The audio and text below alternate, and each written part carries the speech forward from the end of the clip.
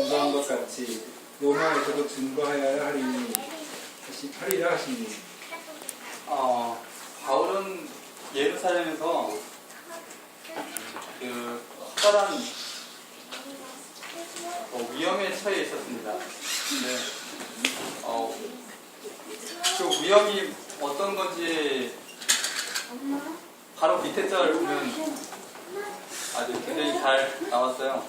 바울을 죽이려고 40명이나 먹지도 않고 마시지도 않고 죽일 때까지 그렇게 하겠다, 이렇게 피로 맹세한 사람들이 40명이나 바울을 기다리고 있었습니다. 참 이때 바울에게 들려진 음성이었거든요. 그 음성은 옛날 어떤 사막 가운데 있는 신기를 위해서 이렇게 들려오는 아주 신랄 같은 그런 희망이었을지도 모릅니다. 바울이 예루살렘에서 살아서 나갈 확률이 인간적으로 보면 없었던 건데, 그때 두려웠던 얘기했고, 바울은 그 신랄 같은 희망을 부여잡고 앞으로 나갔습니다. 참 이게 바울에게 어떤 사명일까, 우리가 잠깐 한번 돌아볼 필요가 있는데요. 바울에게 있어서 로마가 어떤 곳이었는지 여러분 아시죠? 로마 그렇게 가고 싶어 했잖아요. 어떤 꿈과 이상, 평생 꿈꾸던 곳이었는데 죽음을 바로 앞에 놔두고 위협을 두고 더 꿈같은 곳이 로마였는데, 여러분들 미국에 오셨죠? 미국이 세계에서 선망의 대상인데 어떤 신천지 같은 곳이죠. 여러분들 미국 와서 아메리칸 드림을 보셨나요? 괜찮은 곳이긴 하지만은 상상보다는 못한 곳이겠죠. 네. 근데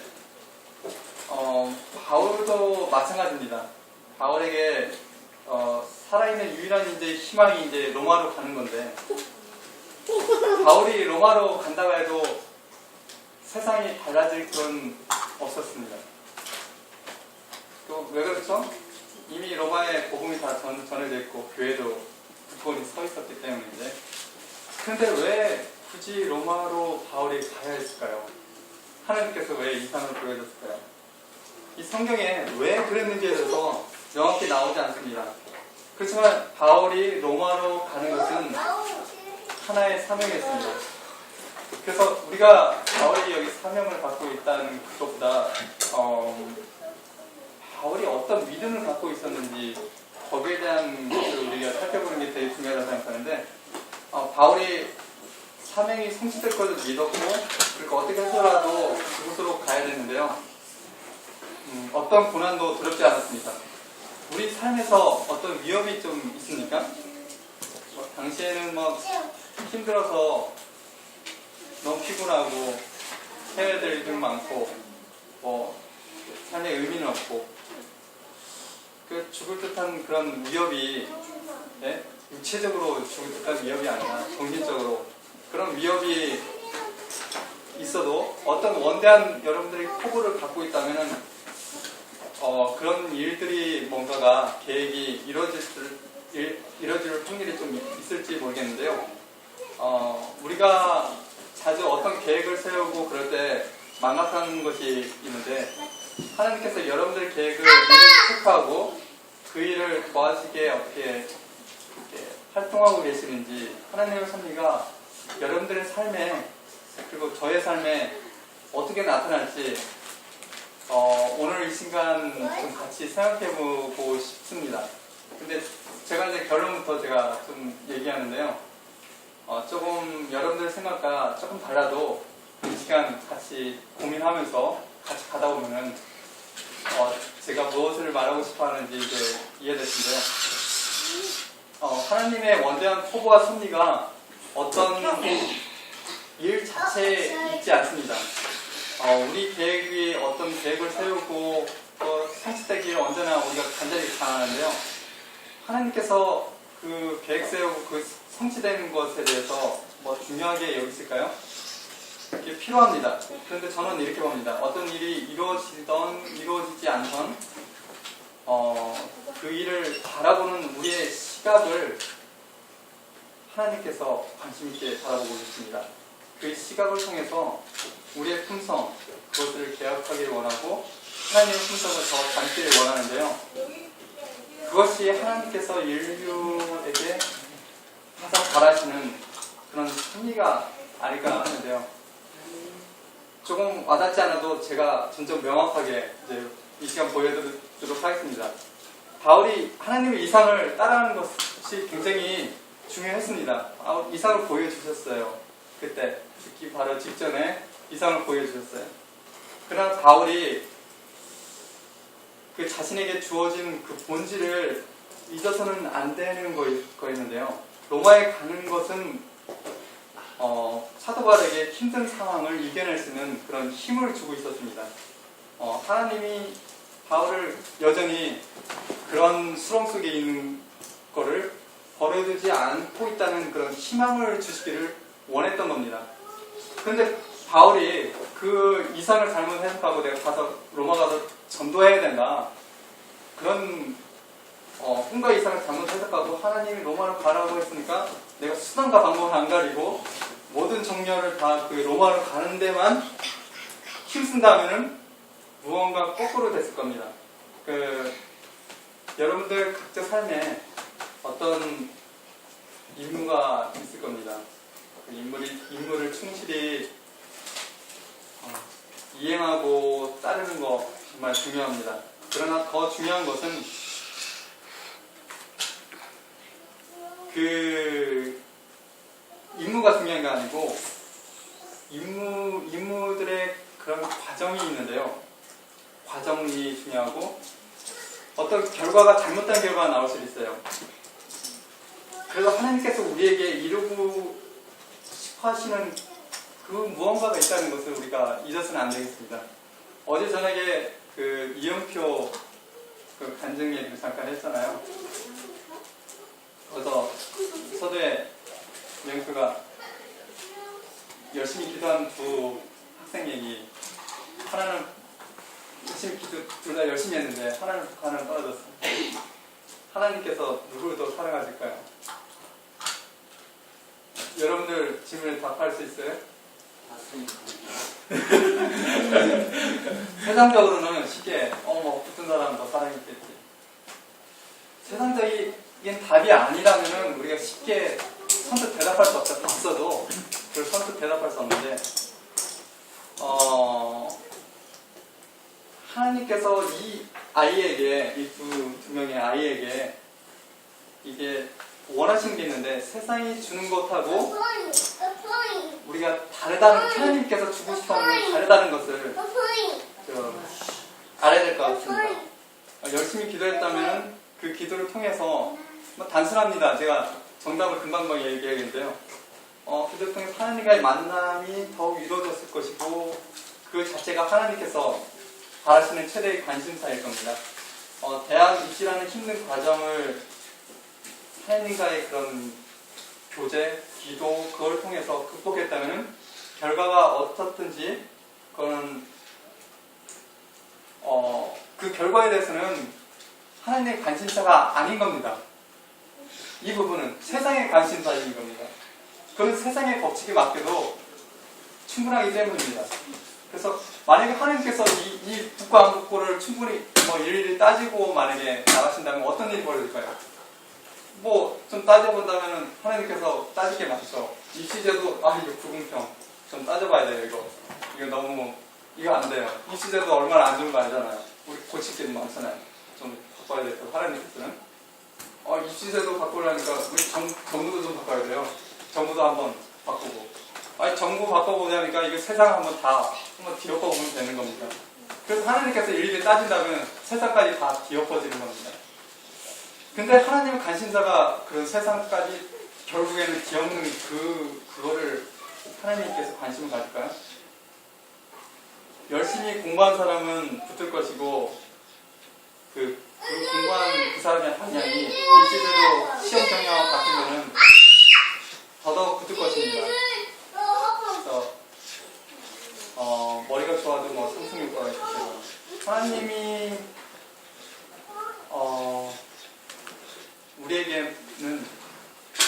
어떤 세상에서 만나는 그런 시련이 있는데요.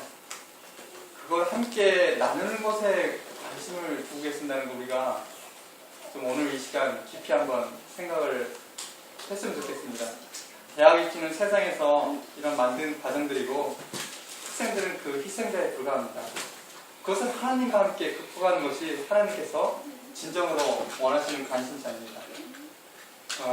어제 일하다가 제가 잘 아는 분이 있는데 그분 자녀가 자살했다는 그런 안타까운 소식을 들었습니다. 그분이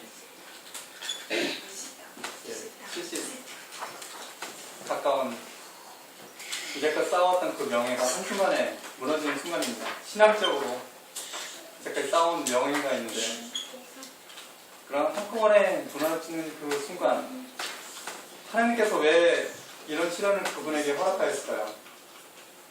제가 어제 좀 곰곰이 많이 생각해봤는데요. 그분은 아들인데요. 굉장히 아끼던 아들. 이 세상에서 경험할 수 있는 그런 최악의 상황을 맞이하고 있는 것입니다. 저는 이분을 위해서 제가 기도하는데요.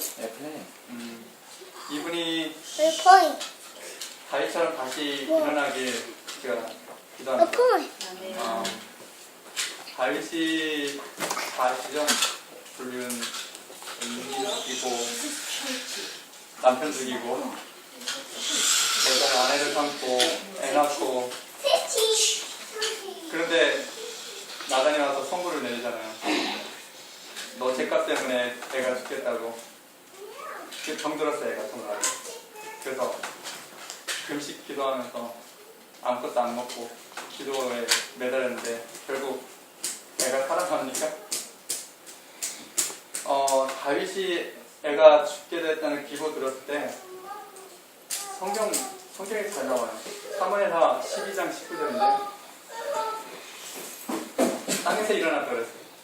땅을 짚고 일어나는 겁니다. 사무엘하 보지 않아도 알 것 같습니다. 우리가 이 땅에 거하는 우리는 하늘의 자녀는 아닌 것 같습니다. 이 땅의 자식입니다. 이 땅은 우리에게 뭘 요구할까요? 욕망, 허세, 체면, 그런 물질적인 것을 추구하라고 요구하고 있습니다. 그러나 우리는 땅을 짚고 일어나서 하늘을 바라봐야 합니다. 저는 그분이 지금은 비통에 빠져 있지만 다시 땅을 짚고 일어서는 그런 날을 기도합니다. 다윗이 죽었다는 그런 기고를 들었을 때 그때가 여러분들 다 아시죠? 굉장히 중요한 선택의 기록입니다. 하나님의 품성을 오해할 수 있는 그런 순간. 만약 스포한다면 하나님을 오해하는 건데요. 다윗은 알고 있었어요. 자기가 흉악한 죄를 저질렀어도 그로 인해서 하나님께서 고통을 주는 분이 아니라는 걸 알고 있었어요. 근데 이 삶에서 내가 아는 거라고 실제 삶에서 적용하는 건 천지 차이입니다. 내 자식이 죽었어요. 내 죄값 때문에. 바로 죽은 걸 바로 봤어요. 그때 내가 하나님을 원망하냐 안 하냐.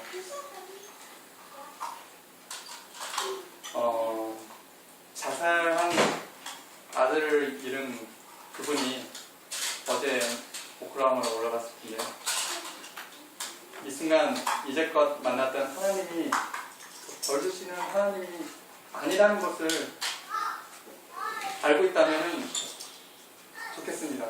그냥 만약에 그렇게 알고 있다면 정말 하나님께서 이 순간 그분에게 계속 벌을 주고 있는 겁니다. 다윗이 위대한 거는 그 알고 있는 거에만 그치지 않고 과감히 자신의 죄, 그 흉악한 죄라도 여전히 사랑하고 있다는 분이라는 것을 그 순간 강하게 붙은 겁니다. 그렇기 때문에 땅을 짚고 다시 일어날 수 있는 겁니다. 저는 그분도 역시 이 땅에서 일어서길 기도합니다. 우리도 마찬가지입니다. 아주 수많은 일들이 많아요.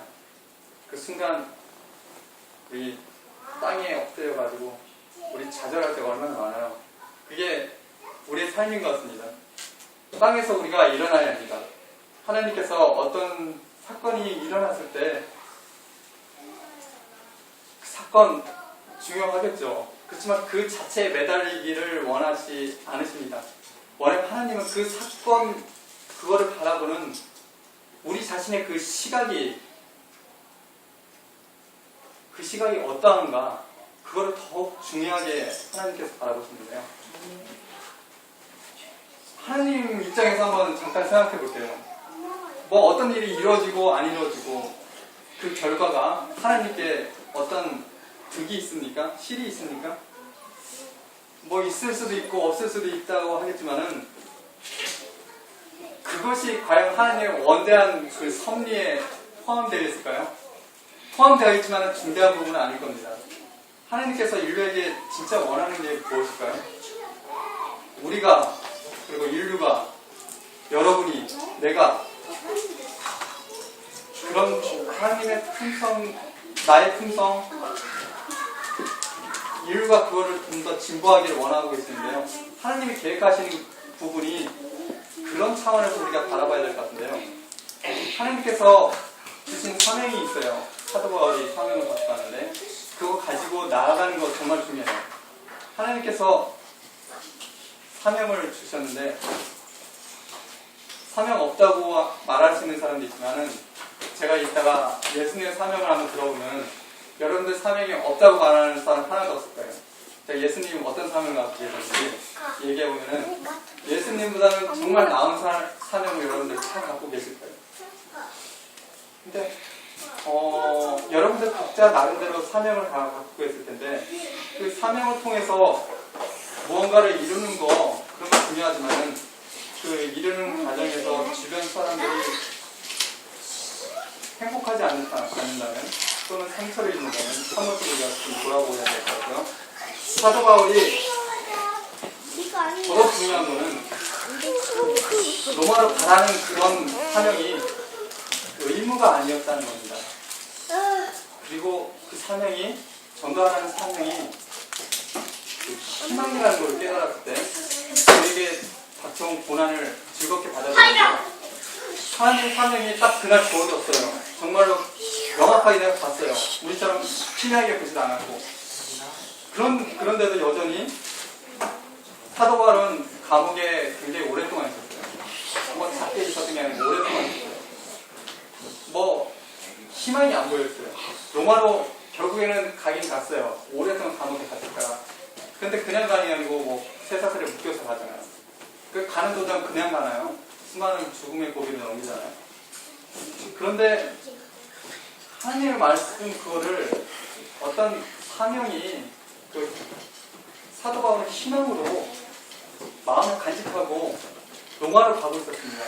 우리 삶에서 사명을 절망으로 인식하는 사람이 있는데요. 오히려 바울에게는 희망이 있었다는 것, 희망을 여겼다는 것. 여러분들 혹시 사명이라고 임무, 여러분들 해야 할 것들을 다 의무로 여기고 있지는 않은지 여러분들에게 주어진 임무가 있습니까? 많겠죠. 아기를 돌봐야 되죠. 임무 많이 있잖아요. 애들 다 있습니다. 하나님이 이 지상에서 우리에게 주어진 사명을 깨닫는 거 매우 중요합니다. 그러나 그 일을 이루는 그 자체만 몰두하지 마시기 바랍니다. 그것을 어떻게 해석하는가, 우리 그 시각이 너무나 중요합니다.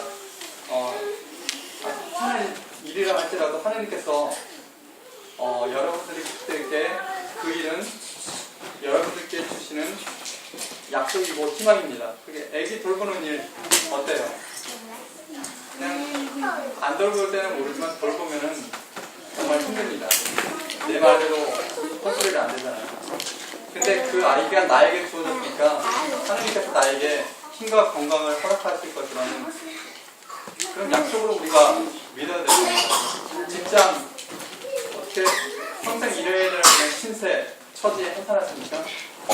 직장이 주어진 것은 그 무엇보다 든든한 약속입니다. 가족이라는 울타리를 지켜야 되는 약속. 직장이 없으면 얼마나 빨리 그 울타리가 사라질지 상상하기도 저는 싫습니다. 근데 제가 얘기하고 싶은 게 그런 세속적인 사명 말고 우리는 하늘이 내리는 사명을 이 땅에서 세우고 살아야 합니다. 예수님은 사명이 있는 삶이었습니다. 그분은 정말 사명을 알고 사셨습니다. 사명이 뭘까요? 예수님의 사명.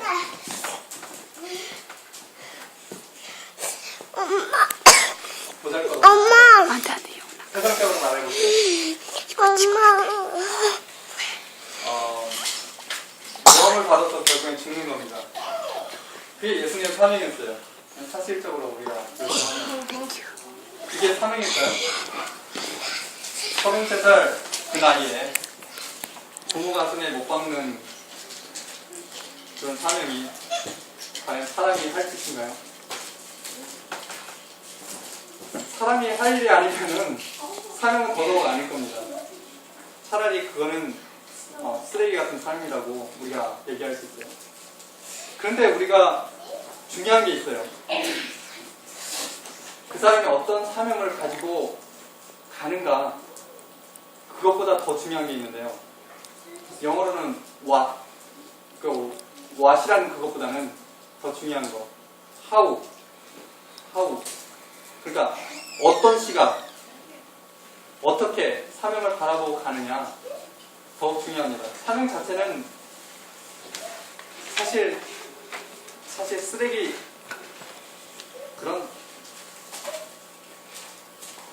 그걸 쓰레기일 수밖에 없을 때가 좀 있는데요.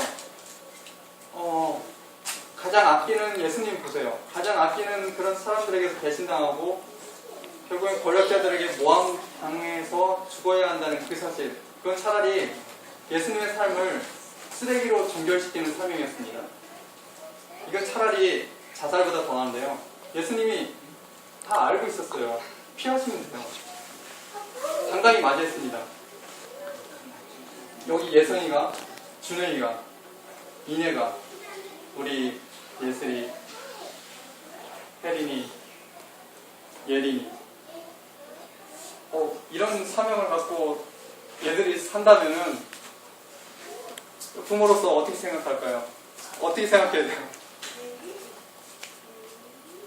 정말 이건 쓰레기 같은 사명이에요. 그런 사명이라도 그 바라보는 시각에 따라서 예수님은 이 우주에서 가장 찬란한 보석으로 만드셨습니다. 그러니까 그 사명이 다른 사람들에게 어떤 영향력을 미치는가, 그 영향력이 사람들의 삶과 풍성과 희망에 관련된 것이라면 그것이 하나님의 섭리입니다. 아멘. 그것이 이루어지는 것이 하나님과 직접적인 영향이 있는 건데요. 예수님의 사명보다는 여러분들의 사명이 어쩌면 훨씬 더 나아요.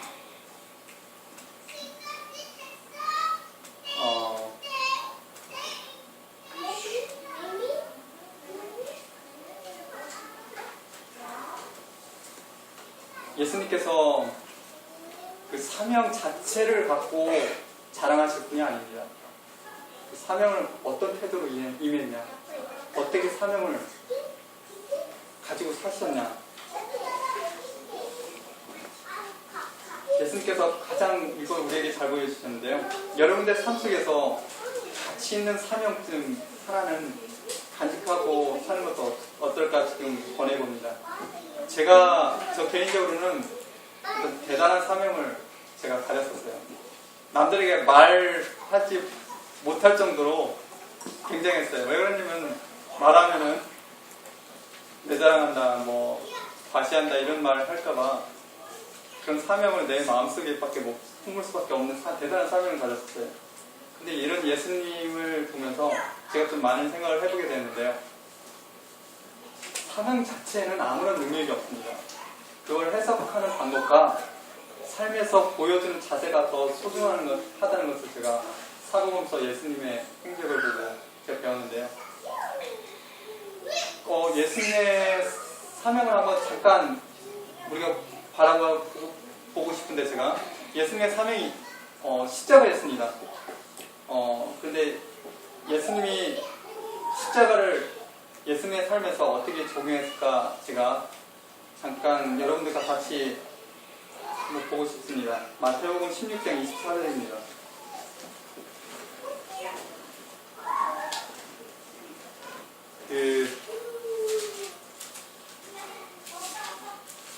예수님이 사명을 어떻게 해석하였을까요? 예수님이 사명을 갖고 있었다는 거, 그거 그렇게 중요한 거 아닌 것 같습니다. 예수님이 자신의 사명을 어떻게 해석하였는가, 그게 나는 더 중요하다고 생각합니다. 왜 그러냐면은 예수님이, 우리 흔히 알기에 예수님이 세상 죄를 지고 한다는 뭐 그런 사명이 있는데, 예수님이 과연 내가 인류를 위해서 세상 죄를 지고 가야 된다는 그 사명을 갖고 그 일생을 사셨을까요? 저는 아니라고 생각합니다. 예수님이 인식한 사명이 아니고 그건 우리가 해석한 사명이에요. 예수님이 인식한 사명이 무엇인지 제가 한번 이 시간 보고 싶은데요. 이거는 굉장히 예수님이 여러 각도로 말씀을 하셨어요. 근데 여러 각도 중에서 여러분들이 좀 알 수 있는 각도부터 조금 해가지고 제가 다른 각도 말하고 제가 말씀을 마치겠는데요. 마태복음 16장 24절 누가 읽어보시기 바랍니다. 이에 예수께서 제자들에게 이르시되 누구든지 나를 따라오려거든 자기를 부인하고 자기 십자가를 지고 나를 따를 것입니다. 자기 십자가, 여러분들 십자가 있습니까? 내 십자가가 무엇일까? 목걸이 이렇게 해서 십자가를 여기다 놓고 가슴에 이렇게 십자가 있으면 가슴에 십자가를 품는 겁니까? 십자가를 지라는데 그 십자가는 사형 언도잖아요. 예수님이 십자가형이 아니고 뭐 교수형으로 이제 돌아가신다면 예수님이 이런 말씀을 했겠죠. 뭐 목매달 줄을 가지고 나를 따르라, 이런 말을 했을 것 같습니다. 그게 연극이 아닙니다. 장난도 아니고요. 실제 죽으러 가는 겁니다.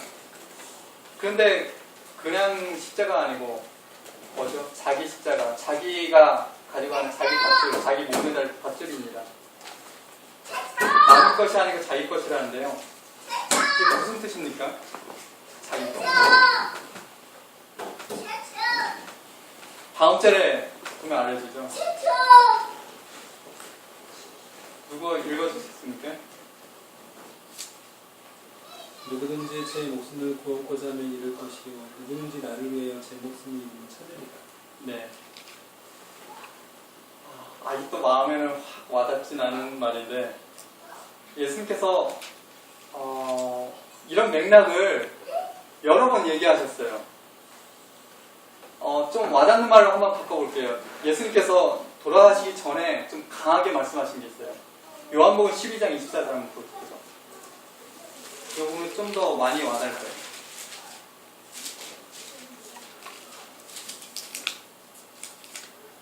내가 진실로 진실로 너에게 이르노니 한 알의 밀이 땅에 떨어져 죽지 아니하면 한 알 그대로 있고 죽으면 많은 열매를 맺느니라. 한 알의 밀이 있습니다. 한 알의 밀.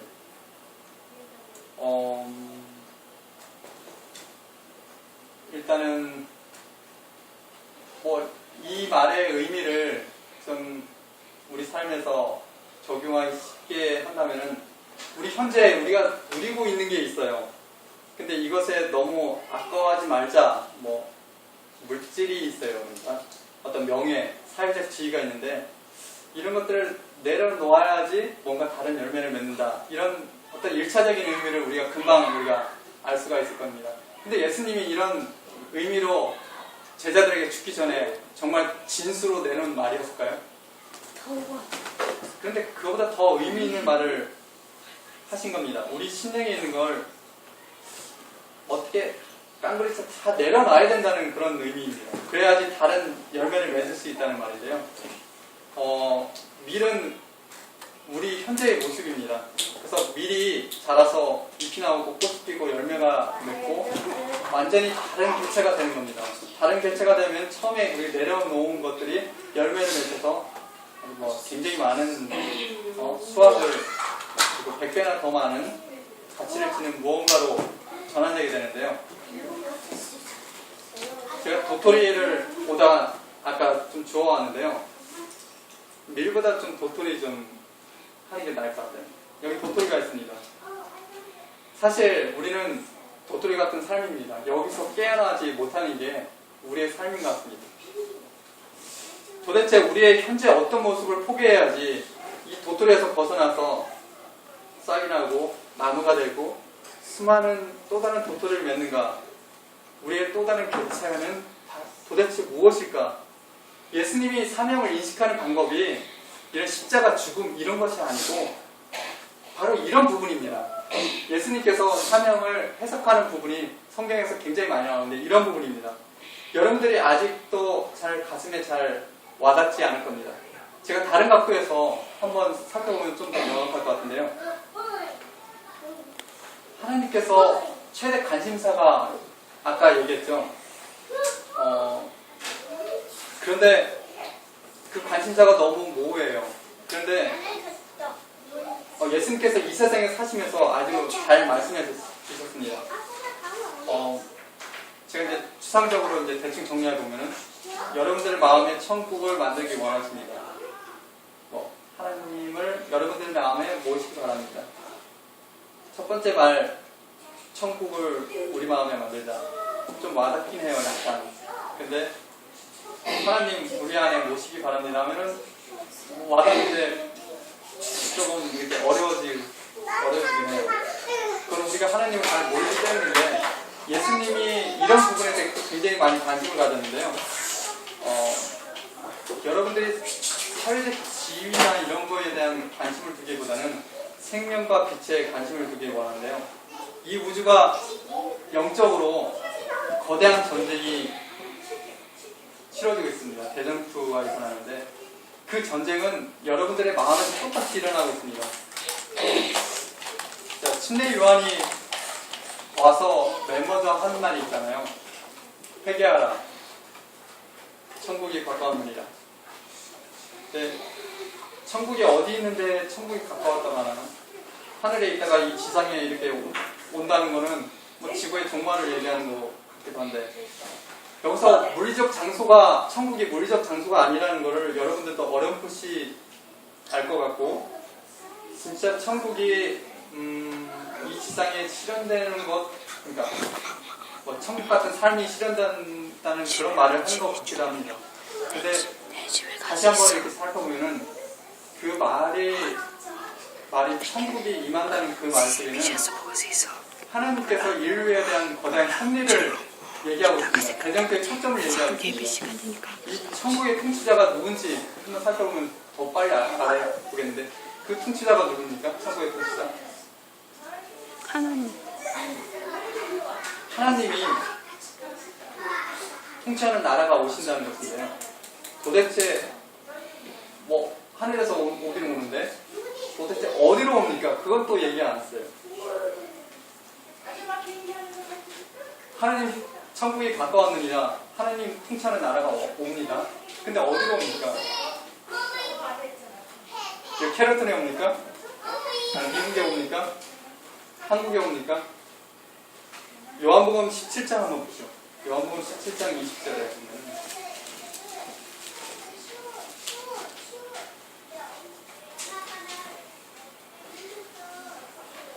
누가 읽어보시겠습니까?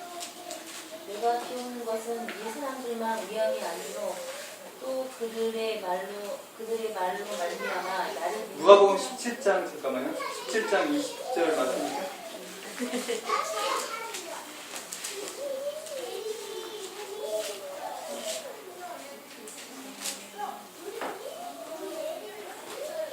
바리새인들이 하나님의 나라가 어느 때에 임하나이까 묻거늘 예수께서 대답하여 이르시되 하나님의 하나님의 나라는 볼 수 있게 임하는 것이 아니요 또 여기 있다 저기 있다 모두 못하리니 하나님의 나라는 너희 안에 있느니라.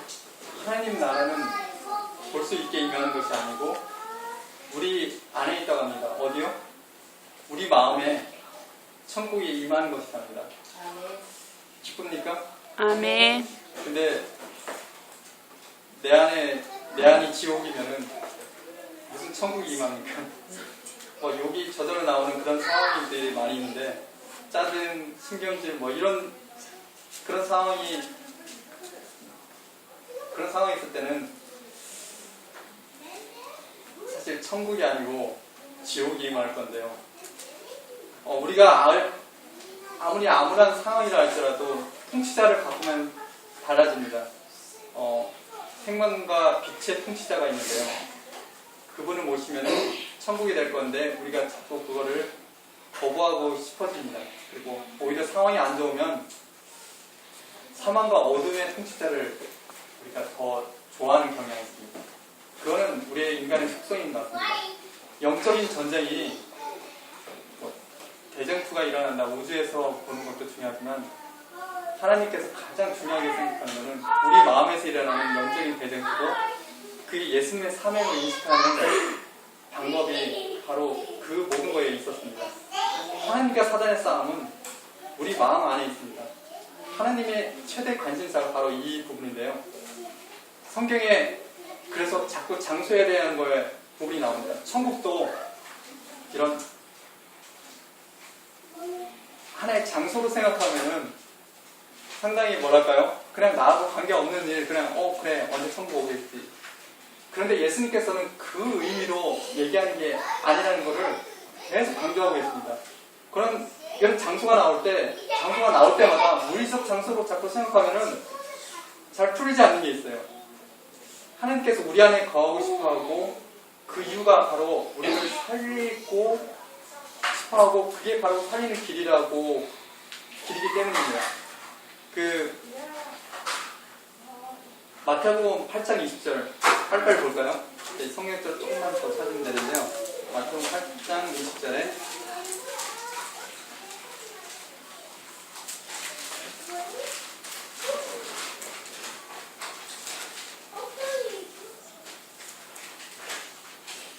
누군가 읽어주시기 바랍니다. 예수께서 이르시되 여우도 불이 있고 공중에서도 거쳐갈 때 인자는 머리 둘 곳이 없다 하시더라. 그러니까 예수님 머리 둘 곳도 없다고 우리 하면서 가슴이 짠했는데요. 정말 예수님이 이 말을 하실 때 정말 나는 아예 거쳐도 없으니까 슬프다 이 말 하시려고 이 말을 했겠어요? 가룟 유다, 서기관이 가룟 유다예요. 가룟 유다가 왔을 때 예수님 보시니까 뭐예요? 나 잘 곳 없으니까 나 그지같이 불쌍하다 이 말 하려고 그 말 하는 게 아니잖아요. 자꾸 물리적 장소를 생각하면은 예수님은 가룟 유다의 마음에 들어갈 곳이 없어서 안타까워서 하시는 말이고, 그러니까 영과 육의 전쟁을 얘기하고 있는 거예요. 예수님께서. 요한복음 14장 한번 보도록 하죠. 그거 보면은 예수님께서 얼마나 그거를 간절하게 호소하는지를 아는데, 아무리 간절하게 호소해도 삶에서는 말로 호소해봐야 안 된다는 거 예수님도 아세요. 그렇지만 가기 전에 삶으로 보여줘도 안 되고, 그러니까 가기 전에 조그만 시간, 짜투리 시간이 남았어요. 몇 시간이 남아서 이제 잡혀가게 돼요. 그때 예수님께서 마지막으로 진짜 진술을 얘기하고 있어요. 예수님이 이제까지 사명을 이해하는 방법에 대한 모든 진술을 얘기하고 있는데, 요한복음 14장 1절에 한번 보세요. 누가 좀 읽어주시기 바랍니다. 너희는 마음에 근심하지 말라. 하나님을 믿으니 또 나를 믿으라. 내 아버지 집에 거할 것이 많도다. 그렇지 않으면 너희에게 이르시리라. 내가 너희를 위하여 거처를 예비하러 가노니 가서 너희를 위하여 거처를 예비하면 내가 다시 와서 너희를 내게로 영접하여 나 있는 곳에 너희도 있게 하리라. 네, 됐습니다. 예수님이 33절 보면은 이게 잠시 어떻게 니들하고 있고, 36절에 보면은 어디 가는데 니네는 따라올 수 없다 이런 얘기를 자꾸 하고, 자꾸 예수님 어디를 간다는 거예요. 제자들이 이러면 해가지고요. 무슨 말인지 모르다가 도마가 한마디 합니다. 다음 절 나오죠? 도마가 5절에 어디로 간단 말입니까? 좀 약도 좀 주세요. 뭐 이런 말이에요. 현대판 내비게이션 지도 주소 좀 주세요. 그러니까 가는 길 좀 알려달라는 거예요. 그러니까 예수님이 뭐라 그래요? 내가 곧 길이고 진리고 생명이라고 말해요. 내 자체가 길이라는 거예요. 자꾸 길 좀 알려달라는데 내 자체가 길이라는 거예요. 예수님이 굉장히 답답해요. 제자들도 답답하고 예수님도 답답합니다.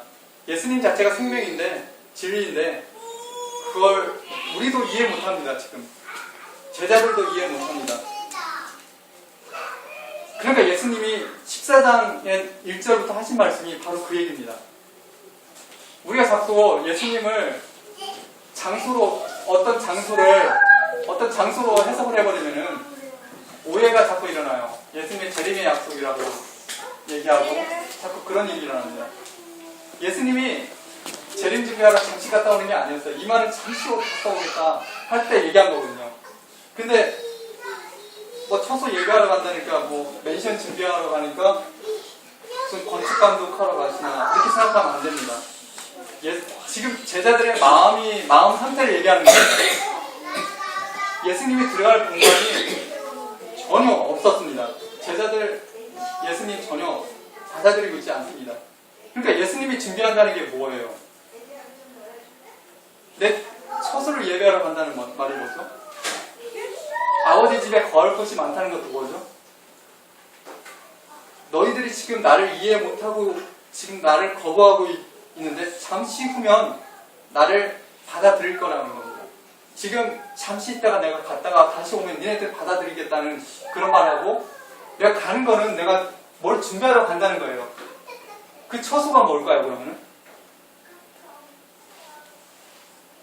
하늘나라의 우리 살 맨션이 아니고 십자가에서 죽음을 말하는 거예요.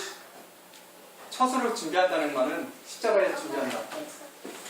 그 전에 14장, 바로 전에 13장 1절에 한번 보면요. 예수께서 자기가 세상을 떠나 아버지로 돌아가실 때가 이른 줄 알고 세상에 있는 자기 사람들을 사랑할 때 끝까지 사랑하십니다. 예수님께서 제자들이 3년 반 따라다녔는데 제자들이 자신들의 세속적 욕망에 눈이 멀어 있었습니다. 예수님 잡히자 다 배반합니다.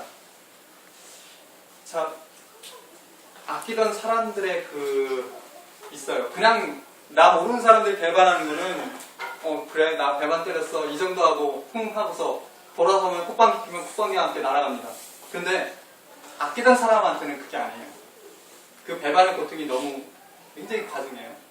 예수님이 이 말씀을 한 거는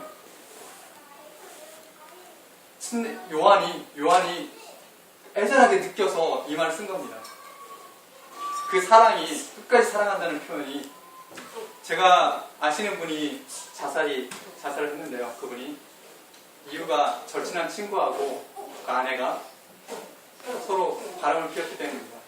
아내가 그냥 바람 피우면은 받을 수 있는데 아끼던 그런 사람한테 그런 배신이 인간이 겪을 수 있는 가장 큰 고통이 아닌가 생각합니다.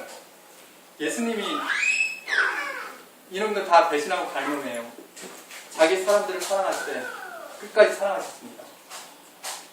예수님이 준비하러 가시는 게 뭔지 대충 진단이 가십니까? 이 사람들 마음을 다시 데리고 오려고 준비하는 거예요. 그러니까 내 아버지 집에 거할 곳이 많다는 얘기를 하는 거예요. 왜 안 오냐고. 이렇게 살기 좋은 곳이 있고 빛과 생명이 있는 곳인데 왜 어둠에서 헤매냐. 저는 예수님이 자기 사람을 사랑하실 때 끝까지 사랑하셨다고 죽기까지 사랑하셨다고 성경에 나온 걸 보고 너무 감동을 많이 받을 때가 있는데요. 저는 지금 시리에 빠진 그분에게 이 말을 전하고 싶습니다. 예수님께서 죽기까지 사랑하신 것처럼 그분 당신의 아드님도 그 배신한 아내와 친구를 끝까지 사랑했을 거라고 저는 그렇게 말을 전하고 싶습니다. 제자들은 예수님이 죽고 난 후에야 진정한 예수님의 사랑을 깨닫게 되었습니다. 예수님을 그 다음에 진정으로 마음에 두기 시작했습니다. 그러니까 도토리였어요. 계속 제자들은 이런 도토리였던 거예요. 예수님 말씀이 하나의 일이라는 거, 하나의 도토리라는 거, 사망과 절망과 어둠의 세력을 말하는 거예요. 거기에다가 우리가 마음을 짓지 않고 이걸 깨뜨려야 되는 거예요. 그거다 싹이 나서 진정한 나무도 자라고 새들이 거하고 또 다른 열매를 맺고 그런 생명과 빛과 희망의 통치자인 예수님을 마음에 모시기로 제자들이 결심했습니다. 예수님이 사명을 인식하는 방법이 제가 시간이 다가고 대략 이렇습니다. 여러분이 빛과 생명을 선택할 것인지 아닌지 그걸 중요하게 생각하는 게 예수님의 사명 인식 방법입니다. 비록 죽음이 그분 앞에 있을지라도 그것으로 누군가를 빛으로 생명으로 초대할 수 있다면 그것이 값진 사명이었던 겁니다. 예수님이 이 세상에 처음 오셔가지고 공생에 처음 시작해가지고 내가 세상째 지고 가겠다 이런 거창한 사명 이런 거 처음부터 가지시지도 않았고 끝까지 십자가 지고 가실 때도 내가 세상죄를 지고 가겠다 이런 거창한 사명으로 가신 게 아닙니다. 이게 사복음서 전체에 보면은 우리가 정말 잘 나타났어요. 예수님의 그 마음이. 예수님의 진정한 사명은 하나님의 미를 얘기입니다. 우리가 예수님의 사명을 사실적으로 보냐 진실적으로 보냐 굉장히 다를 수 있어요. 모든 사람들이 예수님의 사명을 그렇게 받아들이는 건 아니에요. 예수님의 관심은 그분들에게 있는 게 아니에요. 그 사람들 요절한 거예요. 33살. 어디요? 그리고 또 모함 당해가지고 죽었으니까 얼마나 이거 불의가 있으니까 좀 안타깝다 이 정도.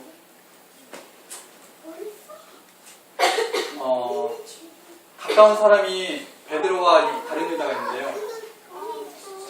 예수님께서 호시하시는 사명을 인식하고 가셨을 때 예수님께서 호시하신 거는 가까운 사람들에게 호시한 겁니다.